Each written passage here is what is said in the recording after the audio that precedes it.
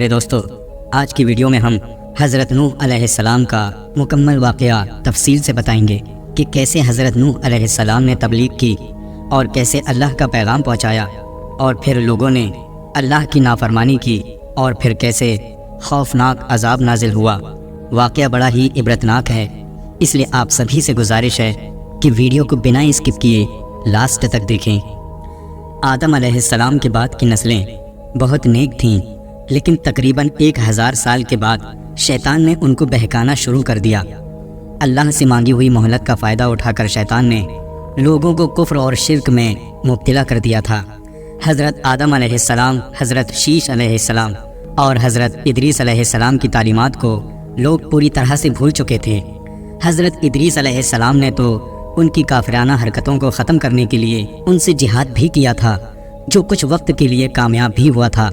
لوگ سچے اور حقیقی دین کی طرف لوٹنے لگے تھے، لیکن اب حضرت ادریس علیہ السلام کو بھی وفات پائے سینکڑوں برس گزر چکے تھے، اور اب زمین پر شیطان کا بول بالا ہو چکا تھا، اور ابلیس کی چال بازی نے لوگوں کو کفر اور شرک کے دلدل میں ڈھکیل دیا تھا۔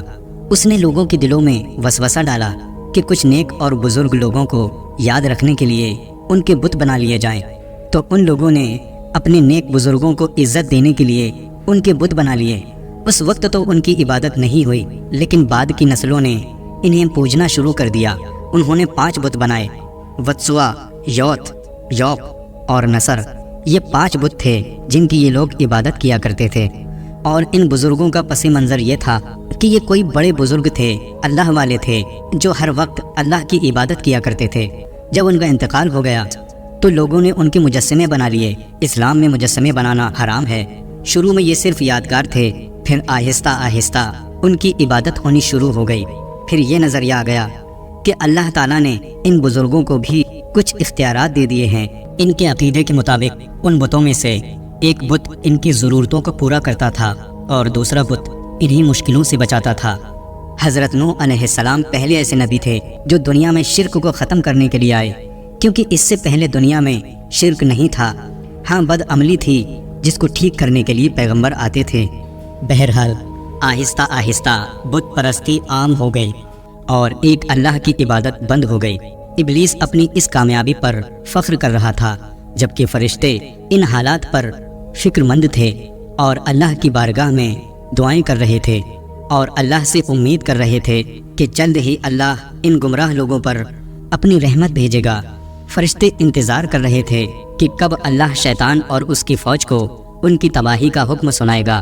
پیارے دوستو، اللہ کا ایک قانون ہے کہ جب زمین پر برائی اپنی حد تک پہنچ جاتی ہے تو وہ پھر زمین پر ایک اپنا نبی بھیجتا ہے۔ یہ نبی لوگوں کو سچائی کی طرف بلاتا ہے اور انہیں گمراہی سے روکنے کی کوشش کرتا ہے۔ حالانکہ نبی کریم صلی اللہ علیہ وسلم اللہ کے آخری نبی تھے۔ آپ صلی اللہ علیہ وسلم کے بعد نبوت کا سلسلہ ختم ہو گیا۔ بہرحال بات ہو رہی تھی حضرت نوح علیہ السلام کے دور کی۔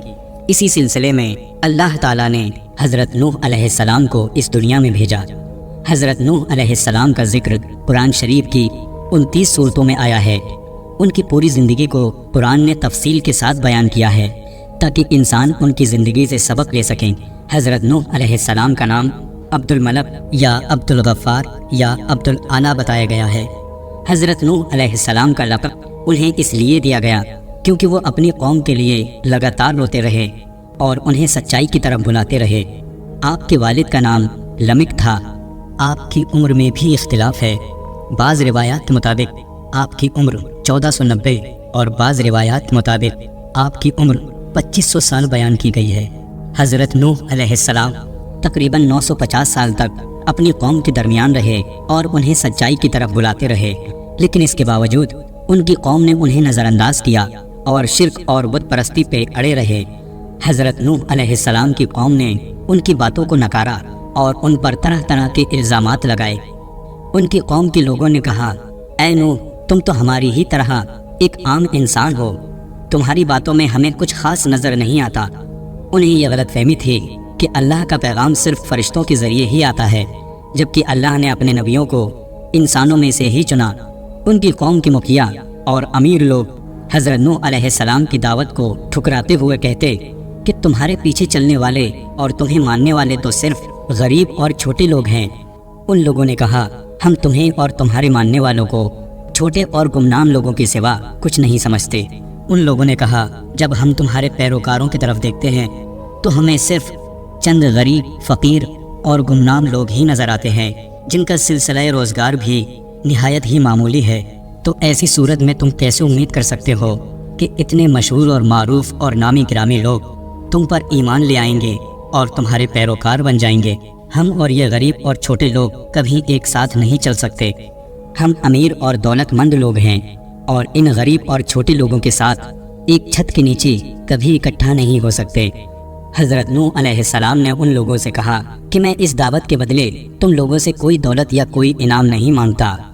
میرا مقصد اللہ کی رضا ہے اور وہی اس کا بدلہ دے گا، اور جو لوگ تمہاری نگاہوں میں چھوٹے ہیں میں انہیں خود سے دور نہیں کر سکتا، کیونکہ وہ اللہ کی مقبول بندے ہیں اور اللہ کو بہت پسند ہیں۔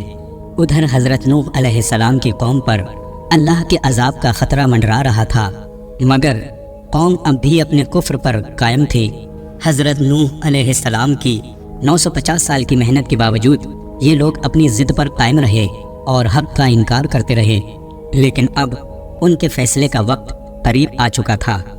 اللہ تعالیٰ قرآن میں فرماتا ہے اور انہوں نے کہا کہ میں تمہیں کھلا ڈرانے والا ہوں، صاف صاف بتا رہا ہوں۔ سورہ نوح میں اللہ فرماتا ہے کہ یقیناً ہم نے نوح کو ان کی قوم کی طرف بھیجا کہ اپنی قوم کو ڈراؤ اور خبردار کر دو اس سے پہلے کہ ان کے پاس دردناک عذاب آئے۔ حضرت نوح علیہ السلام نے اپنی قوم سے فرمایا اے میری قوم، میں تمہیں صاف صاف ڈرانے والا ہوں، تو تم اللہ کی عبادت کرو اور اس سے ڈرا کرو۔ اللہ کا کہنا مانو تو وہ تمہارے گناہ بخش دے گا، اور اگر تم اس کی نافرمانی کرو گے تو وہ تم پر خوفناک عذاب نازل فرمائے گا۔ حضرت نوح علیہ السلام تبلیغ کے سلسلے میں بہت محنت کرتے تھے، گھر گھر جا کر لوگوں کو دین کی دعوت دیتے تھے۔ حضرت نوح علیہ السلام اکیلے میں اور سب کے سامنے لوگوں کو سمجھاتے، ایسا کرتے کرتے 950 سال گزر گئے، لیکن چند لوگوں کے علاوہ اور کوئی ایمان نہیں لایا۔ حضرت نوح علیہ السلام کی قوم ان کا مذاق بناتی تھی، کیونکہ وہ لوگ اپنی خاندانی پرمپراؤں کو، اپنی خاندانی ریتی رواجوں کو چھوڑنے کے لیے تیار نہیں تھے۔ وہ کہتے تھے کہ یہ ہمارے باپ دادا کے ریتی رواج ہیں۔ حضرت نوح علیہ السلام نے ان کو 950 سال دین کی دعوت دی، لیکن چند افراد ہی ایمان لائے۔ آپ دن میں بھی لوگوں کو دین کی دعوت دیتے اور راتوں میں بھی گھر گھر جا کر لوگوں کو سمجھاتے۔ حضرت نوح علیہ السلام نے فرمایا اے میری قوم، میں تم سے اس تبلیغ کے کوئی پیسے نہیں لے رہا۔ 900 سال سے پوری قوم کی مخالفت لے کر میں تمہیں دین کی دعوت دے رہا ہوں، اور تم کہتے ہو کہ ان غریبوں کو میں اپنی مجلس سے نکال دوں، تو یہ نہیں ہو سکتا، یہ میرے لیے ممکن نہیں ہے۔ یہ جو لوگ ایمان لانے والے ہیں اور میں انہیں صرف اس لیے اپنی مجلس سے نکال دوں کہ یہ غریب اور چھوٹے لوگ ہیں، تو یہ میرے لیے ممکن نہیں ہے۔ یہ لوگ بھی کل اپنے رب سے ملاقات کریں گے، ان کو بھی اپنے رب کی طرف سے ان کا بدلہ دیا جائے گا، اور تمہیں بھی تمہارے اعمال کا بدلہ دیا جائے گا۔ اللہ کی نظر میں امیر اور غریب کا فرق نہیں ہے۔ اگر میں نے ان کو دھتکار دیا اور اس مجلس سے نکال دیا تو کیا تم مجھے اللہ کے عذاب سے بچا سکتے ہو؟ اور رہا مسئلہ کہ میں بھی تمہاری ہی طرح انسان ہوں، تو میں نے کب یہ دعویٰ کیا کہ میں تم سے ہٹ کر کوئی انسان ہوں؟ میں نے ایسا کوئی دعویٰ نہیں کیا۔ میں یہ دعویٰ نہیں کرتا کہ میرے پاس اللہ کے خزانے ہیں، اور نہ میں غیب کی خبریں جانتا ہوں، اور نہ میں نے یہ دعویٰ کیا کہ میں کوئی فرشتہ ہوں۔ اور جن لوگوں کو تم ذلیل سمجھ رہے ہو، یہ تمہاری اپنی رائے ہے، میں تمہاری اس رائے سے متفق نہیں ہوں، بلکہ اللہ کو یہ لوگ بہت پسند ہیں۔ اسی طرح سے لوگوں کو سمجھاتے سمجھاتے 950 سال گزر گئے، لیکن آپ کی قوم جہالت پر اڑی رہی، اور ایک دن پریشان ہو کر آپ سے کہنے لگے اے نوح، تیرا اور ہمارا یہ جھگڑا بہت طویل ہو چکا ہے، بہت لمبے وقت سے یہ ہمارا جھگڑا چل رہا ہے، اب اس جھگڑے کو ہمیں ختم کر دینا چاہیے۔ ان لوگوں نے کہا اب جلدی کرو، جو کرنا چاہتے ہو کر لو، ہم نہ تو تمہاری دلیلوں کو کچھ سمجھتے ہیں اور نہ ہی تمہاری دھمکیوں سے ڈرتے ہیں، اور نہ ہی اس سے زیادہ ہم تمہاری بات سن سکتے ہیں۔ اور پھر ان لوگوں نے کہا کہ جس عذاب کا تم وعدہ کرتے ہو اب وہ عذاب تم لے آؤ، کیونکہ اب ہم ایمان نہیں لانے والے۔ حضرت نوح علیہ السلام نے ان کی ہر دھرمیوں اور بیہودگیوں کا مختصر سا جواب دیا۔ آپ علیہ السلام نے فرمایا، خدا ہی چاہے تو وہ ان دھمکیوں اور عزائی وعدوں کو پورا کر سکتا ہے۔ کسی کو سزا دینا یا نہ دینا یہ میری قدرت میں نہیں ہے۔ میں تو اللہ کا نبی ہوں اور اس کی رضا میں راضی ہوں اور اس کے حکم کا تابع دار ہوں، لہٰذا سزا اور عزا کی خواہش مجھ سے نہ کرو، لیکن یہ جان لو کہ جب اللہ چاہے گا تو عذاب بھی آ جائے گا، لیکن جب اللہ کا عذاب آئے گا تو تم اللہ کو ہرا نہیں پاؤ گے۔ اور حضرت نوح علیہ السلام افسوس کے ساتھ بولے کہ میں نے تمہاری خیر خواہی چاہی تھی، لیکن تم اس خیر کو پسند نہیں کر رہے، اور جب اللہ نے ہی تمہیں ہلاک کرنے کا ارادہ کر لیا ہے تو میں بھلا کیا کر سکتا ہوں۔ اس کے بعد اللہ تعالیٰ نے حضرت نوح علیہ السلام کو وحی کی، اے نوح، جتنے لوگ ایمان لا چکے ہیں اب ان سے زیادہ کوئی ایمان نہیں لائے گا۔ اب تک عذاب ٹلا ہوا تھا کیونکہ اللہ کو پتہ تھا کہ کچھ لوگ ہیں جو ابھی ایمان لائیں گے، ان کے ایمان لانے کا انتظار ہو رہا تھا۔ حضرت نوح علیہ السلام کی 950 سال تک محنت کرنے کے بعد اب تک صرف 40-50 یا ایک روایت کے مطابق 70 یا 80 لوگ ہی ایمان لائے۔ جب آخری شخص ایمان لایا پھر اللہ نے کہا، اے نوح، اب یہ لوگ ایمان نہیں لائیں گے۔ حضرت نوح علیہ السلام نے کہا، اے میرے پروردگار، میں نے دن رات اپنی قوم کو تیری طرف بلایا، میں نے ان کو پکارا کہ وہ حق کے راستے پر آ جائیں تاکہ تو ان کو بخش دے، لیکن ان لوگوں نے میری بات کو نہ مانا اور اپنے کانوں میں انگلیاں ٹھونس لیں۔ انہوں نے ہمیشہ میری مخالفت کی اور اپنے غرور اور تکبر میں ڈوبے رہے، لیکن میں نے ان کو پھر بھی دین کی دعوت دی اور ان کو کفر و شرک سے روکا، لیکن ان لوگوں نے میری بات کو نکارا اور اپنی ضد پر اڑے رہے۔ حضرت نوح علیہ السلام نے اللہ سے پوچھا، اے اللہ، اب تو بتا کہ میں کیا کروں؟ اللہ تعالیٰ نے حضرت نوح علیہ السلام کو وحی کی کہ اب جب معاملہ اس طرح سے ہے تو جو کام تم کر رہے ہو اس پر ملال نہ کرو، اب اس زمین پر وہی لوگ باقی رہیں گے جو ایمان لے آئے ہیں۔ اے نوح، تم ایک بڑی کشتی بناؤ، اور کشتی کیسی بنانی ہے اور کس طرح بنانی ہے یہ تمہیں میں بتاؤں گا، اور اب ان ظالموں کے بارے میں مجھ سے کلام بھی مت کرنا، اور آپ کو ان کے حق میں دعا کرنے کی اجازت نہیں ہے۔ یہ سب کے سب غرق ہوں گے اور ان کے غرق ہونے کا فیصلہ ہو چکا ہے۔ پیارے دوستو، یہ واقعہ اتنا بڑا تھا کہ یہ واقعہ قرآن میں بھی ہے، اس کے علاوہ اس کو یہودی بھی مانتے ہیں اور عیسائی بھی مانتے ہیں۔ اس واقعے کا ذکر تمام آسمانی کتابوں میں موجود ہے۔ یہ واقعہ قرآن میں بھی ہے، تورات میں بھی ہے اور انجیل میں بھی ہے۔ حالانکہ کتابوں میں تھوڑی تھوڑی تبدیلی ہے، لیکن یہ واقعہ ساری کتابوں میں موجود ہے۔ اس طوفان کا آنا، بارش کا ہونا پوری دنیا کی تمام کتابوں میں لکھا ہوا ہے۔ حضرت نوح علیہ السلام پہاڑوں پر رہا کرتے تھے، اس لیے نہ تو وہاں پیڑ تھے نہ پودے تھے، لہٰذا اللہ کا حکم پا کر حضرت نوح علیہ السلام نے وہاں ایک درخت اگایا اور وہ کئی سالوں تک بڑا ہوتا رہا۔ پھر اللہ کے حکم سے اس پیڑ کو کاٹ کر اس کے تختے بنا کر ان تختوں سے کشتی بنانا شروع کر دی۔ جب قوم کے لوگ وہاں سے گزرتے تو حضرت نوح علیہ السلام کا مذاق اڑاتے اور کہتے کہ اے نوح، یہاں تو دور دور تک پانی نہیں ہے، پھر تم یہ کشتی کہاں چلاؤ گے؟ کیونکہ کشتیاں بھی اگر بنائی جاتی ہیں تو دریا کے کنارے بنائی جاتی ہیں تاکہ دھکا دے کر آسانی سے دریا میں لے جایا جا سکے، لیکن یہاں تو نہ کوئی دریا ہے اور نہ کوئی سمندر اور نہ ہی بارش، اور اگر بارش بھی ہوتی ہے تو اتنی نہیں ہوتی کہ اس میں ناؤ چلائی جا سکے۔ کوئی کہتا اے نوح علیہ السلام، دعوائے پیغمبر کا کاروبار نہیں چلا تو بڑھئی بن گئے۔ دوسرا کہتا کہیں کوئی عقل مند دیکھا ہے جو خشکی میں کشتی بناتا ہو۔ کوئی کہتا اس بوڑھے کو تو دیکھو، اس عمر میں کس حالت پہ پہنچا ہے، اچھا ہی ہوا ہم اس کی باتوں پر ایمان نہیں لائے، کیونکہ اس کی عقل تو ٹھکانے پر ہے ہی نہیں۔ اس طرح کی باتیں کرتے اور تہتہے لگاتے۔ وہ سارے لوگ حضرت نوح علیہ السلام کا مذاق اڑانے لگے۔ حضرت نوح علیہ السلام نے کہا، ان قریب تم اپنی آنکھوں سے دیکھ لو گے، آج تم ہمارا مذاق اڑا رہے ہو، ان قریب ہم تمہارا مذاق اڑائیں گے کہ کیسے ہم نے تمہیں دین کی دعوت دی، کیسے تمہیں دلیلیں دی، مگر تم نہیں مانے، جیسے تم ہمارا مذاق اڑا رہے ہو، ان قریب ہم بھی تمہارا مذاق اڑائیں گے۔ بہت ہی جلد تمہیں پتہ چل جائے گا کہ کون ہے کہ جس پہ ذلیل کرنے والا عذاب آئے گا، اور یہ عذاب ہمیشگی کا ہوگا۔ بہت ہی جلد طوفان آئے گا اور تم ادھر ادھر بھاگے پھرو گے، لیکن تمہیں کوئی پناہ گاہ نہیں ملے گی، پھر موجوں میں گھرے فریاد کرو گے کہ ہمیں بچا لو۔ بہرحال کشتی بنانا شروع ہو گئی۔ حضرت نوح علیہ السلام کو کوئی علم نہیں تھا کہ کشتی کیسے بنائی جائے، کتنی بڑی بنائی جائے، کیونکہ ان کو اندازہ نہیں تھا کہ کس طرح کا طوفان آئے گا اور وہ عذاب کیسا ہوگا۔ لہٰذا حضرت جبریل علیہ السلام حضرت نوح علیہ السلام کے پاس آتے اور وہ ان کو بتاتے کہ کون سا تختہ کیسے لگانا ہے، کون سی کیل تختوں میں کس طرح لگانی ہے۔ حضرت جبریل علیہ السلام حضرت نوح علیہ السلام کے پاس آتے رہے اور انہیں بتاتے رہے۔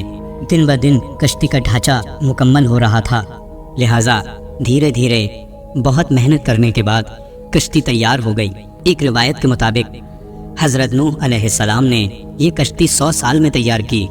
اس کشتی کی لمبائی 300 گز، اونچائی 30 گز اور چوڑائی 50 گز تھی۔ ایک اندازے کے مطابق کشتی کی لمبائی 1 کلومیٹر سے بھی زیادہ تھی اور گہرائی 30 ہاتھ تھی۔ یہ کشتی عام کشتیوں کی طرح نہیں تھی۔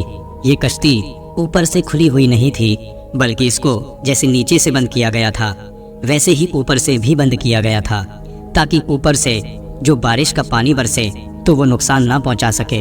کشتی کی 3 منزلیں تھیں اور ہر منزل میں ایک دروازہ تھا۔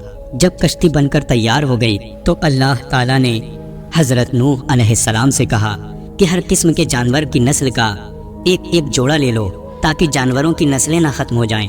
جتنے بھی جانور زمین پر رہنے والے ہیں ان سب کا ایک جوڑا کشتی میں رکھ لو اور اپنے ماننے والوں اور رشتہ داروں کو بھی اس میں سوار کر لو۔ ہاں، جس کے مقدر میں ہلاکت ہے وہ کشتی میں سوار نہیں ہوگا۔ اللہ تعالیٰ کا حکم پا کر حضرت نوح علیہ السلام نے اپنے ماننے والوں اور اپنے رشتہ داروں کو جمع کیا اور انہیں حکم دیا کہ اللہ کا نام لے کر کشتی پر سوار ہو جاؤ اور کشتی کے چلنے اور ٹھہرنے کے وقت خدا کا نام زبان پر جاری رکھو۔ لہٰذا سبھی لوگ کشتی پر سوار ہو گئے اور ساتھ ہی اپنے کھانے پینے کا بہت سارا سامان بھی کشتی میں رکھ لیا۔ حضرت نوح علیہ السلام کے ساتھی ایمان والے بہت تھوڑے لوگ تھے جو اس کشتی میں سوار ہوئے۔ اللہ نے فرمایا، اب اس کشتی کا اللہ کے نام سے چلنا ہے اور اللہ کے نام سے ٹھہرنا ہے، اور یہ کہو کہ میرا رب بہت مغفرت کرنے والا اور اپنے بندوں پر رحم کرنے والا ہے۔ اور پھر بالآخر وہ وقت آ پہنچا اور سرکش قوم کے لیے سزا اور عذاب کا فرمان جاری ہو گیا۔ سیاہ بادل جو اندھیری رات میں ٹکڑوں کی طرح تھے وہ آسمان پر چھا گئے اور اس طرح ایک دوسرے پر تربتر ہوئے کہ اتنے کالے اور ڈراؤنے بادل کبھی نہیں دیکھے گئے تھے۔ زور زور بادل گرجتے رہے اور بجلیاں چمکتی رہی۔ آسمانی فضا ایک بہت بڑے وحشتناک حادثے کی خبر دے رہی تھی۔ اس کے بعد بارش شروع ہو گئی۔ بارش کے قطرے موٹے پہ موٹے ہوتے چلے گئے تو زمین کی دراروں سے پانی نکلنا شروع ہو گیا۔ قرآن میں اللہ تعالیٰ فرماتا ہے کہ ہم نے زمین کے بھی بند کھول دیے اور آسمان کے بھی، یعنی زمین سے بھی پانی بھرنا شروع ہو گیا اور آسمان سے بھی طوفانی بارش شروع ہو گئی۔ جیسے کہ قرآن میں اللہ تعالیٰ نے فرمایا، گویا آسمان کے تمام دروازے کھل گئے اور پانی کا ایک سمندر ان کے اندر سے نیچے گرنے لگا۔ دوسری طرف ساری زمین پر پانی کی سطح اس قدر بلند ہو گئی کہ ہر طرف سے پرجوش چشمے ابل پڑے۔ زمین اور آسمان کا پانی آپس میں مل گیا، راستے، مکان سب پانی میں ڈوبنے لگے اور ہر جگہ پانی جمع ہو گیا۔ بہت جلد زمین کی سطح ایک سمندر کی صورت اختیار کر گئی۔ تیز ہوائیں چلنے لگیں جس کی وجہ سے پانی میں بڑی بڑی موجیں اٹھنے لگیں۔ سارے کافر اپنی جان بچانے کے لیے ادھر ادھر بھاگنے لگے اور پانی سے بچنے کے لیے پہاڑوں کی طرف بھاگنے لگے۔ ایک عورت اپنے بچے سے بے انتہا محبت کرتی تھی۔ وہ اپنے بچے کو لے کر پہاڑ کی طرف چلی گئی۔ جلدی جلدی اس نے پہاڑ پر چڑھنا شروع کیا اور تہائی حصے پر چڑھ گئی۔ جب اس نے دیکھا کہ پانی جب اس حصے پر بھی پہنچ گیا تو وہ اوپر چڑھ گئی۔ جب وہ 2/3 پہاڑ پر پہنچی تو اس نے دیکھا کہ پانی وہاں بھی پہنچ گیا، تو اس نے سیدھے چوٹی پر جا کر دم لی، لیکن پانی وہاں بھی پہنچ گیا۔ جب پانی گردن تک پہنچ گیا تو اس نے اپنے بچے کو دونوں ہاتھوں سے اوپر اٹھا لیا، لیکن جب پانی وہاں بھی پہنچ گیا تو ماں اور بچہ دونوں غرق ہو گئے۔ حدیث میں ہے کہ نبی کریم صلی اللہ علیہ وسلم نے فرمایا کہ اگر اللہ تعالیٰ قوم نوح میں سے کسی پر بھی رحم کرنے والا ہوتا تو اس بچے کی ماں پر رحم کرتا، لیکن وہ سب کافر تھے۔ راہ حق سے دور تھے، انہوں نے حضرت نوح علیہ السلام کی باتوں کو جھٹلایا اور اللہ پر ایمان نہیں لائے، اس لیے رحمت الہی سے محروم رہے۔ اور تو اور اتنے بڑے نبی کا بیٹا یعنی حضرت نوح علیہ السلام کا بیٹا بھی اپنے والد کی کشتی پر نہیں بیٹھا، کیونکہ وہ بھی کافروں میں سے تھا۔ وہ ایک کنارے پر کھڑا یہ منظر دیکھ رہا تھا۔ حضرت نوح علیہ السلام نے اپنے بیٹے کو پکارا، اے میرے پیارے بیٹے، ہمارے ساتھ کشتی میں سوار ہو جاؤ اور کافروں میں شامل نہ ہو، اللہ کا کلمہ پڑھ لو اور کشتی میں آ جاؤ۔ پیارے دوستو، حضرت نوح علیہ السلام نے نہ صرف باپ کی حیثیت سے بلکہ ایک پیغمبر کے طور پر آخری لمحے تک اپنی ذمہ داری نبھائی، اس امید پر کہ شاید سنگ دل بیٹے پر ان کی باتیں اثر کر جائیں، لیکن افسوس برے ساتھیوں کی بات اس کے لیے زیادہ اہمیت رکھتی تھی، لہٰذا اس نے اپنے باپ کی بات کو نہ مانا اور کافروں کا ساتھی بنا رہا۔ وہ اس غرور اور تکبر میں تھا کہ غضب الہی کا بھی مقابلہ کیا جا سکتا ہے، اس لیے اس نے پکار کر کہا کہ ابا میرے لیے جوش میں نہ آئیں، میں کسی بھی پہاڑ پر چڑھ جاؤں گا، وہ پہاڑ مجھے اس پانی سے بچا لے گا۔ پیارے دوستو، حضرت نوح علیہ السلام پھر بھی مایوس نہ ہوئے اور دوبارہ نصیحت کرنے لگے، اس امید میں کہ شاید کفر و شرک میں مبتلا میرا بیٹا شرک کو چھوڑ کر راہ ہدایت کو اپنا لے۔ آپ علیہ السلام نے فرمایا کہ میرے بیٹے، آج حکم خدا کے سامنے کوئی طاقت پناہ نہیں دے سکتی، نجات صرف اس شخص کے لیے ہی ہے جس پہ اللہ کی رحمت شامل حال ہو۔ پہاڑ تو بہت چھوٹی سی چیز ہے، خود قرِ ارض بھی معمولی چیز ہے، سورج، چاند اور تمام نظام شمسی خدا کی قدرت کے سامنے ایک ذرے سے زیادہ حیثیت نہیں رکھتے۔ حضرت نوح علیہ السلام نے کہا، آج جسے اللہ چاہے گا صرف وہی بچے گا، آج کسی کی طاقت اور اسباب کام نہیں آئے گا۔ باپ بیٹے کے درمیان بات چل ہی رہی تھی کہ ایک لہر حائل ہوئی اور حضرت نوح علیہ السلام کے بیٹے کو بہا کر لے گئی اور اسے پانی میں غرق کر دیا، اور اس کے ساتھ ساتھ ساری قوم ہلاک ہو گئی۔ اتنے میں حضرت نوح علیہ السلام کو بیٹے کی نجات کے بارے میں وعدہ الہی یاد آیا اور انہوں نے بارگاہ الہی کا رخ کیا اور کہا، اے میرے رب، تو نے وعدہ کیا تھا کہ تو میرے اہل اور میرے خاندان کو طوفان اور عذاب سے نجات دے دے گا، اور تو تمام حکم کرنے والوں سے بہتر ہے۔ حضرت نوح علیہ السلام کو بارگاہ الہی سے فوراً جواب ملا، اور ہلا دینے والا اور ایک عظیم حقیقت واضح کرنے والا جواب ملا۔ اللہ تعالیٰ نے فرمایا، اے نوح، وہ تیرے اہل اور خاندان میں سے نہیں ہے بلکہ وہ کافر ہے، اور تجھ سے مکتبی اور مذہبی رشتہ ٹوٹنے کی وجہ سے خاندانی رشتے کی کوئی حیثیت نہیں رہی، کیونکہ کفر سے نسب ٹوٹ جاتا ہے۔ تو مجھ سے ایسا تقاضا نہ کر جس کے بارے میں تجھے علم نہیں، میں تجھے نصیحت کرتا ہوں، جاہلوں میں سے نہ ہو جا۔ حضرت نوح علیہ السلام سمجھ گئے کہ یہ تقاضا بارگاہ الہی میں صحیح نہیں تھا، اور اس بیٹے کی نجات کو خاندان کی نجات کے بارے میں خدا کے وعدے میں شامل نہیں سمجھنا چاہیے، لہٰذا آپ نے خدا کا رخ کیا اور اللہ سے معافی مانگی اور کہا، اے میرے پروردگار، میں تجھ سے پناہ مانگتا ہوں اور معافی مانگتا ہوں کہ اس بات سے کہ میں تجھ سے کسی چیز کی خواہش کروں جس کا مجھے علم نہیں، اور تو نے مجھے نہ بخشا، اور تیری رحمت میرے شامل حال نہ رہی تو میں گناہ گاروں اور سیاہ کاروں میں سے ہو جاؤں گا۔ پیارے دوستو، پانی کی بلند لہروں نے تمام جگہ کو گھیر لیا۔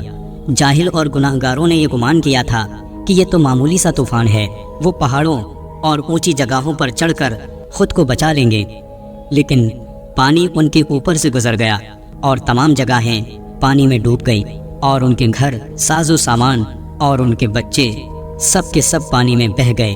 حضرت نوح علیہ السلام نے کشتی خدا کے ہاتھ میں دے دی اور موجیں کشتی کو یہاں سے وہاں لے جاتی رہیں۔ پیارے دوستو، روایات میں آتا ہے کہ کشتی پورے 6 مہینے تک پانی میں یوں ہی تیرتی رہی۔ اس دوران کشتی نے مختلف علاقوں کی سیر کی، یہاں تک کہ بعض روایات کے مطابق سرزمین مکہ، خانہ کعبہ کے اطراف کی بھی سیر کی۔ کشتی کا منہ مکہ شریف کی طرف ہو گیا، جہاں وہ 40 دنوں تک بیت اللہ شریف کا طواف کرتی رہی۔ آخرکار عذاب کے ختم ہونے کا اور زمین کے صحیح حالت میں لوٹ آنے کا حکم صادر ہوا۔ پھر اللہ نے زمین کو کہا، اے زمین، تو اپنا پانی نگل لے، اور کہا، اے آسمان، پانی کو اکھاڑ دے۔ اللہ فرماتا ہے کہ پانی اتنی کثرت سے تھا کہ اگر ہم حکم دیتے کہ اے پانی تھم جا، تو تھمتے تھمتے بھی کئی سال لگا دیتا۔ اللہ نے اس طرح سے پانی کو خشک کر دیا اور جس کام کا اللہ نے فیصلہ کیا تھا وہ کر دیا۔ پھر اللہ تبارک تعالیٰ نے جودی ایک پہاڑ تھا، اس پہاڑ کی طرف اللہ تعالیٰ نے اس کشتی کو روانہ کر دیا اور وہ اس پر جا کر ٹھہر گئی۔ پھر حضرت نوح علیہ السلام نے ایک کوے کو بھیجا تاکہ وہ باہر کے حالات کا پتہ لگا کر آئے اور خشکی کی خبر لے کر آئے، لیکن وہ کوا ایک مردار کو کھانے میں لگ گیا اور اس نے دیر لگا دی۔ پھر آپ علیہ السلام نے ایک کبوتر کو بھیجا، وہ کبوتر گیا اور وہ واپس آ گیا۔ پھر اس کبوتر کو دوبارہ بھیجا، وہ پھر سے واپس آ گیا۔ پھر چند دن گزر جانے کے بعد اس کبوتر کو پھر بھیجا تو وہ اپنی چونچ میں زیتون کی ٹہنی لے کر آیا۔ اس سے حضرت نوح علیہ السلام سمجھ گئے کہ پانی زمین سے کچھ ہی اونچا رہ گیا ہے اور درخت وغیرہ اگ چکے ہیں۔ کچھ دن کے بعد اس کبوتر کو پھر سے بھیجا۔ اس بار وہ کبوتر جب آیا تو اس کے پیروں میں مٹی لگی ہوئی تھی۔ اس سے حضرت نوح علیہ السلام نے سمجھ لیا کہ پانی سوکھ چکا ہے اور زمین ظاہر ہو چکی ہے۔ اللہ تعالیٰ نے حضرت نوح علیہ السلام سے فرمایا کہ سلامتی اور برکت کے ساتھ جو ہماری طرف سے تم اور تمہارے ساتھیوں پر ہے اتر آؤ۔ پس حضرت نوح علیہ السلام جودی کے نیچے اترے اور وہیں ایک بستی کی بنیاد ڈال دی جسے سمانند کہتے ہیں۔ ایک دن صبح جب لوگ جاگے تو ہر ایک کی زبان بدلی ہوئی تھی، ایسی زبانیں جس میں عربی سب سے بہترین اور اعلیٰ زبان تھی، اور حضرت نوح علیہ السلام کو اللہ تعالیٰ نے سب زبانیں سکھا دی۔ اس میں کوئی شک نہیں کہ طوفان نے زندگی گزارنے کی تمام چیزوں کو تہس نہس کر دیا تھا۔ ساری زمین، چاراگاہ، سبز اور باغ سب کے سب ویران ہو چکے تھے۔ ایسی حالت میں یہ خطرہ تھا کہ حضرت نوح علیہ السلام اور ان کے ساتھی زندگی گزارنے اور غذا حاصل کرنے کے سلسلے میں بہت تنگی کا شکار ہوں گے، لیکن اللہ تعالیٰ نے ان مومنوں کو یہ اطمینان دلایا کہ برکت الہی کے دروازے تم پر کھل جائیں گے اور زندگی گزارنے کے حوالے سے تمہیں کوئی پریشانی نہیں ہوگی۔ ممکن تھا کہ حضرت نوح علیہ السلام اور ان کے ساتھیوں کو اپنی سلامتی کے حوالے سے یہ پریشانی ہوتی، کیونکہ طوفان کے بعد جگہ جگہ گندا پانی بھر چکا تھا اور بڑے بڑے دلدل بن چکے تھے، تو ایسی حالت میں ان کی جانوں کو خطرہ تھا۔ لہٰذا اللہ تبارک و تعالیٰ نے اس سلسلے میں بھی اطمینان دلایا کہ تمہیں کسی قسم کا خطرہ لاحق نہیں ہوگا، لہٰذا تمہیں کسی چیز سے ڈرنے کی ضرورت نہیں ہے۔ جو ذات ظالموں کو نیست و نابود کرنے کے لیے طوفان بھیج سکتی ہے، وہ ذات اہل ایمان کے لیے سلامتی اور برکتیں بھی نازل کر سکتی ہے۔ لہٰذا اسی بنا پر حضرت نوح علیہ السلام اور ان کے ساتھی پروردگار کے کرم کے سائے میں زندگی بسر کرنے لگے۔ اس طوفان کے بعد مشکلات کے باوجود بھی سلامتی اور برکت کے ساتھ جیتے رہے۔ اسی طرح سے مختلف قسم کے جانور جو حضرت نوح علیہ السلام کے ساتھ کشتی سے اترے تھے، خدا کی طرف سے سلامتی اور حفاظت کے ساتھ اور اس کے لطف و کرم کے سائے میں زندگی بسر کرتے رہے۔ قرآن کی آیتوں کے ذریعے معلوم ہوتا ہے کہ طوفان کسی خاص علاقے کے لیے نہیں تھا، بلکہ پوری زمین پر آیا تھا۔ خدا تعالیٰ نے روح زمین پر ان کافروں میں سے کسی کو زندہ نہیں رہنے دیا جن کی اصلاح کی کوئی امید نہیں تھی۔ حضرت نوح علیہ السلام کے 3 بیٹے ہوئے، حام، سام اور یافس۔ طوفان کے بعد دنیا میں انسانوں کی نسل انہی 3 بیٹوں سے آگے بڑھی۔ سام کی اولاد گندمی رنگ کی تھی۔ عرب ممالک، سیریا، فلسطین، اسرائیل کے لوگ سام کی اولاد ہیں۔ حام کی اولاد کالی رنگت کی تھی۔ افریقہ، ایبورجنل، آسٹریلیا، انڈیا، ایجپٹ اور سوڈان کے لوگ حام کی اولاد ہیں۔ یافس کی اولادوں کا رنگ گورا تھا۔ ترکی، چائنا، جاپان، کوریا اور یوروپ کے لوگ یافس کی نسل ہے۔ حضرت نوح علیہ السلام کا چھوٹا بیٹا جو ایمان نہیں لایا تھا وہ ہلاک ہو گیا تھا، اس کا نام کینان تھا، اور اس سے کوئی نسل آگے نہیں بڑھی۔ قرآن میں اللہ تعالیٰ نے فرمایا، اور ہم نے نوح کو پکارا تو دیکھ لو کہ ہم کیسی اچھی دعا قبول کرنے والے ہیں۔ ہم نے اسے، اس کے فرما برداروں کو اس زبردست مصیبت سے بچا لیا اور اس کی اولاد ہم نے باقی رہنے والی بنا دی۔ پیارے دوستو، طوفان کے بعد حضرت نوح علیہ السلام تقریباً 350 سال زندہ رہے اور پھر حضرت نوح علیہ السلام وفات پا گئے۔ ایک روایت کے مطابق حضرت نوح علیہ السلام مکہ میں دفن ہوئے، اور ایک دوسری روایت کے مطابق حضرت نوح علیہ السلام لبنان میں دفن ہوئے۔ حضرت نوح علیہ السلام کی کشتی آج بھی موجود ہے۔ ریسرچ کرنے والوں نے ترکی میں اسے ڈھونڈ لیا ہے۔ قرآن میں اللہ تعالیٰ نے فرمایا، اور بے شک اس واقعے کو ہم نے نشانی بنا کے باقی رکھا پس ہے کوئی نصیحت حاصل کرنے والا؟ پیارے دوستو، لوگ کہانیوں کو تو جھٹلا سکتے ہیں لیکن نشانیوں کو نہیں جھٹلا سکتے۔ حضرت نوح علیہ السلام کی کشتی اس پورے واقعے کی ایک بہت بڑی نشانی ہے۔ تو دوستو، یہ تھا واقعہ حضرت نوح علیہ السلام کا۔ امید ہے یہ واقعہ آپ کو پسند آیا ہوگا۔ اگر ویڈیو پسند آئی ہو تو اسے لائک کریں، کمنٹ کریں اور شیئر کریں، اور ایسے ہی سچے اور دلچسپ واقعات سننے کے لیے ہمارے چینل جنت کا سفر کو سبسکرائب کریں۔ السلام علیکم ورحمۃ اللہ وبرکاتہ۔